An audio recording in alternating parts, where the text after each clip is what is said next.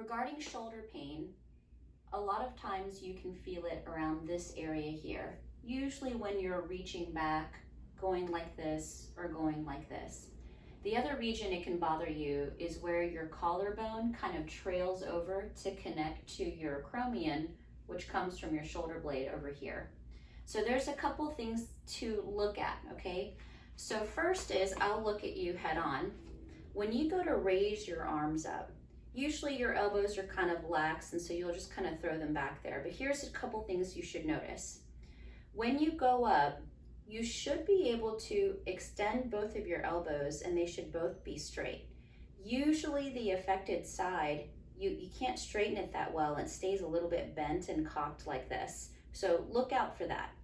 Now the other thing from a profile view, when you go to raise your arms, if you can only get about this far and the rest comes from you arching your back, that's another big issue, because you should be able to be neutral spine and get your arms back and straighten your elbows. And again, usually on the affected side, what you'll see is that you have to overextend your spine and you can't really straighten that elbow, and it's usually on that side. So a couple things to consider. Your bicep connects from one of your forearm bones and it goes all the way up into here, into the front part of your joint.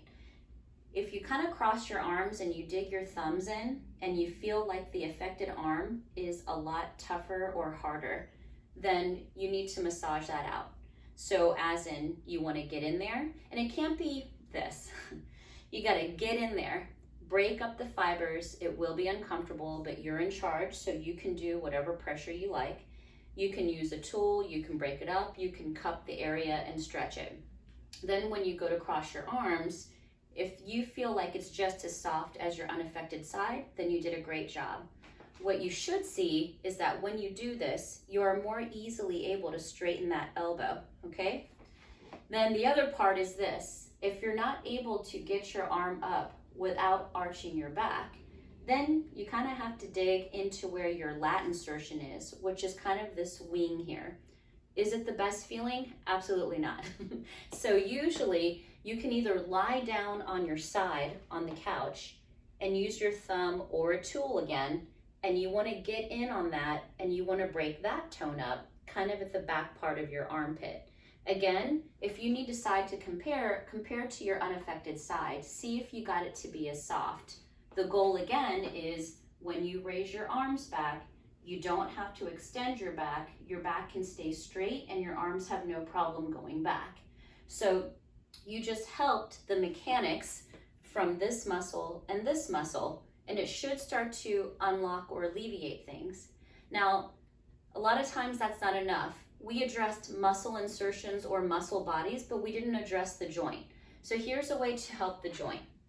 If you anchor a mobility band, I want you to put it all the way up to where the joint line is of your shoulder. So now the pull that you want is that it's going to be where if your arm is directly in front of you, it's pulling at about a 90-degree angle or back like this.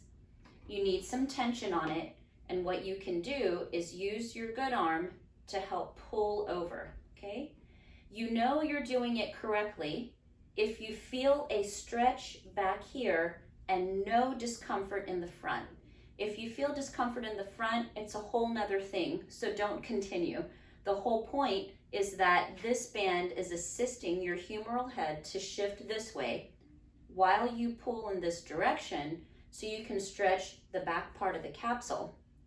And in that sense, if you get a few of those in and you're able to get some good mobility, what you should see is that you can now reach back and you don't feel the pinch here. But subsequently, since you helped loosen these structures as well as that, it should loosen up the joint right here and you should get some shoulder pain relief.